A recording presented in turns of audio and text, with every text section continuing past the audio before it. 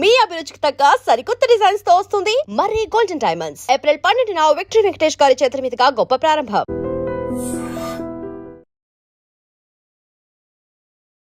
నమస్కారం, welcome to I dream. ధర్మ మార్గం విత్ విజిత కార్యక్రమానికి స్వాగతం.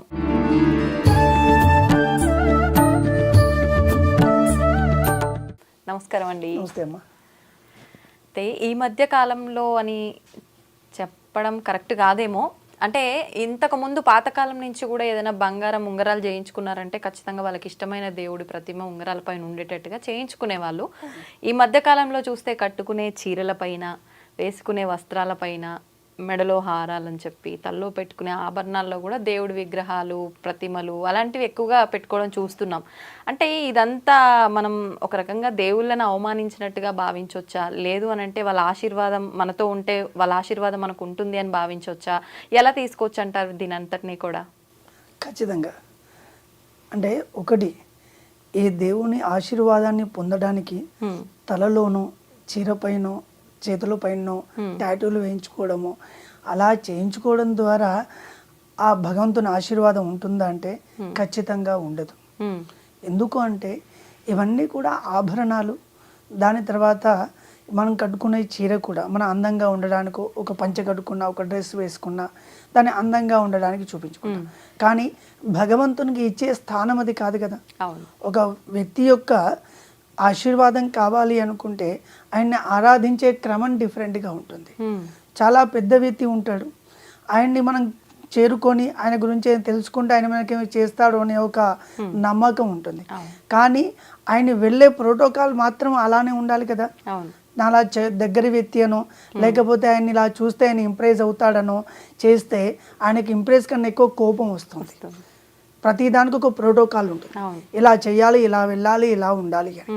అలానే ఈ దేవతలను అందరినీ కూడా ఎలా పూజించాలి అంటే మన శాస్త్రం కూడా ఒక ప్రోటోకాల్ చెప్పింది. దాని ప్రకారంగానే వెళ్ళాలి, ఇలా పూజించాలి, ఇంట్లో పూజా మందిరం ఎక్కడ ఉండాలి, దేవుడి ఫోటోలు ఎక్కడెక్కడ పెట్టుకోవాలి మన ఇంట్లో కూడా అని చాలా చెప్పింది. అలాంటిది ఇంట్లో పెట్టుకోవడానికి ఒక స్థానం చెప్పినప్పుడు ఒంట్లో పెట్టుకోవడానికి కూడా ఒక స్థానం చెప్పాలి కదా. కానీ ఈరోజు చూస్తుంటే చాలా దాన్ని ఏమో పైత్యం అంటామా, వైపరీత్యం అంటామా, ఇంకేమంటామా అనొచ్చు. అది చాలా చాలా ఇబ్బందిగా చూస్తూ ఉన్నాం మనం. అలా పెట్టడం ద్వారా మాత్రం ఖచ్చితంగా ఆ భగవంతుని ఆశీర్వాదానికంటే ఎక్కువ భగవంతుని యొక్క ఆగ్రహానికి గురవుతారు, భగవంతుని యొక్క కోపానికి గురవుతారు. ఎందుకు? ఆ భగవంతుని ఆరాధించాలి. ఎలా భగవంతుని ఆరాధించే సబ్జెక్టే తప్ప భగవంతుని ఒంటి మీద పెట్టుకునే సబ్జెక్ట్ కాదు అది. అలాంటి భగవంతుని ఎక్కడ ఆరాధించాలంటే కొన్ని నియమాలు చెప్పారు. దాంట్లో చీరల మీద కానీ, వస్తువుల మీద కానీ ఇతరత్రా పెట్టుకోవడం చాలా విరుద్ధం. ఖచ్చితంగా భగవంతుని మీరు అన్నట్టుగా మన బంగారు ఉంగరాలు చేసుకుంటూ ఉన్నాం, మెడలో హారాలు చేసుకుంటున్నాం, ఆ సందర్భం పర్వాలేదు. కానీ అది కూడా మలమూత్ర విసర్జన సందర్భంలో అయినా, ఏదైనా చెడు సందర్భంలో అయినా, ఇంట్లో మహిళ అంటారు, ఇట్లాంటి సందర్భాల్లో కూడా వాటిని పక్కన పెట్టమని మన శాస్త్రం చెప్తోంది. ఎందుకు అనంటే ఆ దేవతా విగ్రహం దానిపైన ఉంది. ఉదాహరణకు ఒక రుద్రాక్ష ఉంటుంది, ఒక స్ఫటికమాల వేసుకుంటాం, లేకపోతే ఒక దేవుడికి సంబంధించిన ఒక డోలర్ ఏదైనా వేసుకుంటాం. అది వేసుకున్న సందర్భంలో దాన్ని పవిత్రంగా చూడమని. వేసుకోవడం ఆభరణం ఎంత ముఖ్యమో దాని నుంచి ఏదైనా ఒక పాజిటివ్ ఎనర్జీ మన బాడీలోకి వెళ్ళడం కూడా అంతే ముఖ్యం. అలా వెళ్ళాలి అంటే కొన్ని నిషిద్ధ సందర్భాల్లో దాన్ని పక్కన పెట్టి మీ పనులు మీరు చేసుకోమని మహిళ కానీ ఇతరత్ర అని చెప్పుకున్నట్టుగా ఆ సందర్భాల్లో పక్కన పెట్టి మిగతా చేసుకోమని చెప్పారు. అలాంటివి చెప్తే ఈరోజు ఒంట్లో టాటూ రూపంలో డ్రెస్ పైన ఒక వినాయకుడి ఫోటో అట్లా వేసుకొని చేసుకోవడం ద్వారా ఏం కలుగుతుంది అంటే ఆశీర్వాదం కలగదు, ఖచ్చితంగా వాడికి ఆగ్రహమే కలుగుతుంది. దానిలో ఎలాంటి సంశయము కూడా లేదు. ఈ ఉంగరాల విషయానికి వచ్చేస్తే ప్రతి వాళ్ళు కూడా తన ఇష్ట దైవం ఉంటుంది, మొదలుగా కుల దైవం ఉంటుంది. మన ఇంటికి సంబంధించిన ఒక దేవుడు ఉంటారు, అంటే మన వెనకాల వాళ్ళు అందరూ పూజించి ఆయన్ని సంతోషపరిచి ఆయన ద్వారా ఆశీర్వాదాన్ని పొందిన దేవతలు ఉంటారు. ఆ సంబంధమైన ఏదైనా ఉంగరం కానీ ఒక డాలర్ కానీ పెట్టుకోవడం మంచిదే, అది కూడా పవిత్రంగా ఉన్నప్పుడు. మిగతా సందర్భాల్లో పక్కన పెట్టి మళ్ళీ ధారణ చేయడంలో తప్పులేదు. ఈ ఉంగరాలు విశేషంగా చెప్పింది ఎక్కడ అంటే నవగ్రహ సందర్భాల్లో నవగ్రహాల యొక్క అనుగ్రహం కలగడానికి ఒక్కొక్క మనం 9 రాయిలు అంటాం కదా, ఈ రాయిలన్నీ కూడా ఈ చేతికి ఉంగరం పెట్టుకోవడం ద్వారా ఆ రాయి అనేది చర్మానికి శరీరానికి తగలడం ద్వారా ఆ గ్రహం యొక్క అనుగ్రహం కలుగుతుంది అని. అది కూడా ఏ టర్మ్ అయితే నడుస్తుందో, ఉదాహరణకి శుక్ర దశ నడుస్తుంది, ఆ శుక్రుడికి సంబంధించిన రాయి వజ్రం అంటాం, ఆ వజ్రాన్ని ధరించడం. ఇంకొక సూర్య దశ రవి దశ నడుస్తుంది, కేతు దశ నడుస్తుంది. అంటే దశలో అనగా టర్మ్ అని మన పుట్టిన సమయాన్ని బట్టి మనకు ఒక జాతక చక్రము అని రాస్తారు.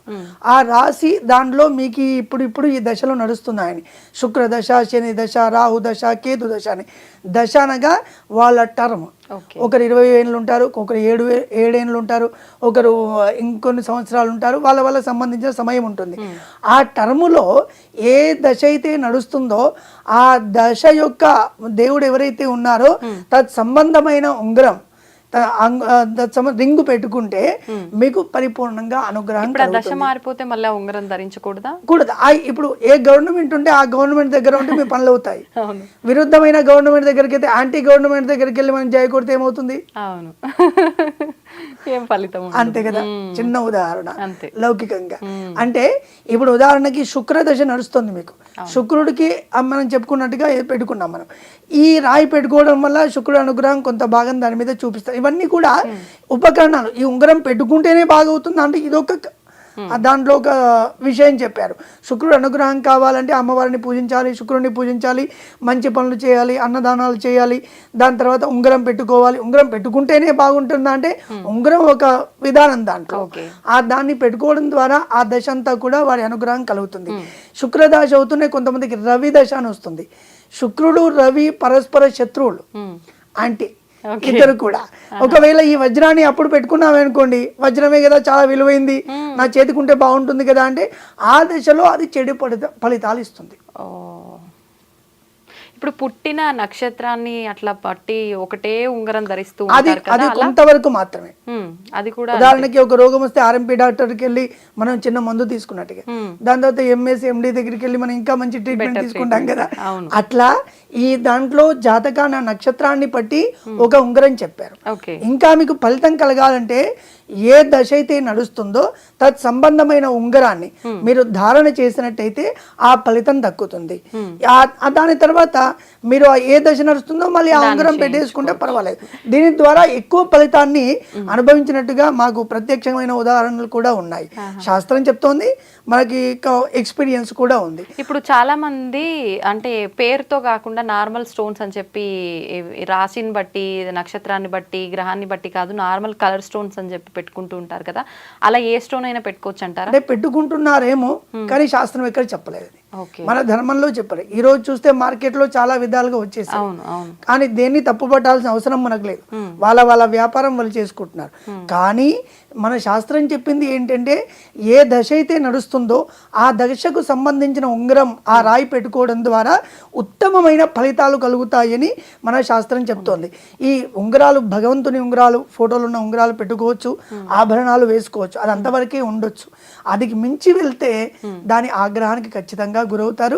మీరు ఉంగరం పెట్టుకునే సందర్భంలో మంచి సందర్భంలో పెట్టుకోవాలి.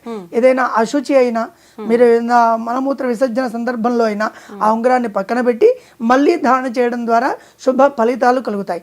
ఏది ఎట్లా ఉండాలో అట్లే ఉండాలి. వజ్రం అని నోట్లో వేసుకొని తినలేంగా, దానికి కూడా ఒక సందర్భం ఉంటుంది, ఒక ఉంటుంది. అట్లానే మంచి సందర్భాల్లో ఇవి ధారణ చేయడం ద్వారా మనకి శుభ ఫలితాలు కలుగుతాయి. దాన్ని కొంచెం ఇంకా మంచిది అనుకుంటే ఇబ్బంది పడే అవకాశాలు ఎక్కువగా ఉంటాయి. నిజంగా చాలా మంచి విషయాలు తెలియజేశారండి. ప్రతి ఒక్కరిలో కూడా ఈ ఉంగరాల యొక్క సందేహము, ఈ రాళ్ళు ఎప్పుడు ధరించాలి, ధరించకూడదు, ఏదైనా బిజినెస్ చేస్తున్నామంటే ఎవరన్నా వచ్చి పిచ్చిగా చెప్పినా ఈ రాయి పెట్టుకున్నామంటే బిజినెస్ లో తిరుగుండదు అంటే దాన్ని పెట్టేసుకుంటారు వెంటనే, అంటే మూర్ఖంగా. అసలు నిజంగా వాళ్ళకు ఆ సందర్భం పాపం ఏమంటావంటే మనసులో ఆర్తి ఉన్న వాడికి ఏదైనా చేసుకోవచ్చని. ఉదాహరణకి తలకి నిప్పంటుకుంది అనుకోండి, ఆ తొందరలో పెట్రోల్ బంక్ వెళ్ళినా ఆశ్చర్యపోనక్కర్లేదు. ఎందుకంటే అది కూడా ద్రవమే కదా, అది పోసుకుంటే నా మంట ఆరిపోతుందేమో అనే ఒక భావన కూడా ఉంటది. మనసులో ఏదైనా కోరిక గట్టిగా ఉందనుకోండి, ఏదో వ్యాపారం అభివృద్ధి చెందాలి, వివాహం కావాలి, సంతానం కావాలి అని కోరికలు ఉంటాయి కదా, ఆ కోరికలు తీర్చుకోవాలనే కుతూహలంలో ఆ సందర్భంలో ఎవరు ఏది చెప్పినా నమ్ముతారు. మనం ఉదాహరణ చెప్పుకున్నగా, తల నింపు అనుకున్నవాడు పెట్రోల్ బంక్ లోపలికి వెళ్ళినా ఆశ్చర్యపోనక్కర్లే అని. అది కూడా ద్రవమే కదా, పోసుకుంటే తగ్గుతుందేమో అని. కానీ అది పోసుకుంటే పెరుగుతుందా అని వాడికి తర్వాత తెలుస్తుంది అంటుకున్న తర్వాత. అట్లా ఏదైనా కానీ మన శాస్త్రంలో మన పెద్దలు చెప్పిన దాన్ని పాటిస్తే మనకు శాశ్వతమైన సుఖం దక్కుతుంది. అది కాకుండా ప్రతి ఇచ్చిన రాయిలన్నీ కూడా చేతికి పెట్టుకుంటే ఇబ్బంది పడతాము. అది మనకి ఎక్స్పీరియన్స్లో కూడా వస్తుంది. సంతోషం అండి, ధన్యవాదాలు. నమస్తే అమ్మా.